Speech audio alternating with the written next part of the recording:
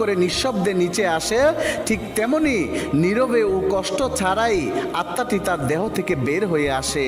সেই সময় অন্য দুজন ফেরেশতা বেহেশত থেকে সুগন্ধি মাখানো একটা নরম সুতার সাদা চাদর নিয়ে আসেন এবং তার আত্মাটিকে সেই চাদরে আবৃত করে আকাশের দিকে নিয়ে যান। তারা যখন আকাশে পৌঁছান তখন অন্য ফেরেশতারা সেই আত্মাটিকে দেখার জন্য এগিয়ে আসেন।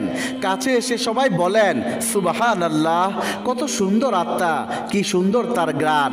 তারপর সবাই জানতে চান এই আত্মাটি কার। উত্তরে আত্মা বহনকারী ফেরেশতা বলেন, তিনি হলেন ফুলান ইবনে ফুলান। নবী আরবিতে বলেছেন, বাংলায় এর মানে হলো অমুকের সন্তান অমুক।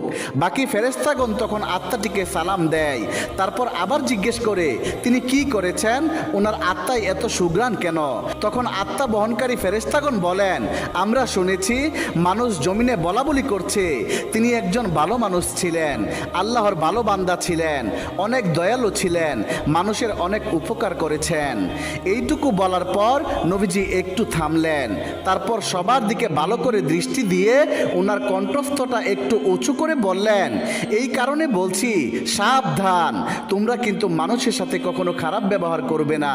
তুমি মারা যাওয়ার পর মানুষ তোমার সম্পর্কে যা যা বলবে, এই আত্মা বহনকারী ফেরেশতারাও আকাশে গিয়ে ঠিক একই কথা অন্যদেরকে বলবে। এই কথা বলে নবীজি আবার একটু চুপ করলেন এবং কবরের দিকে দৃষ্টি দিলেন।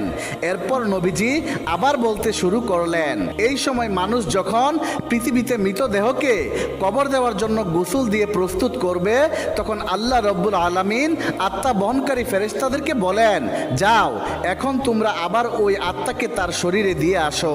মানুষকে আমি মাটি থেকে বানিয়েছি, তাই মাটির দেহে তার আত্মাকে আবার রেখে আসো।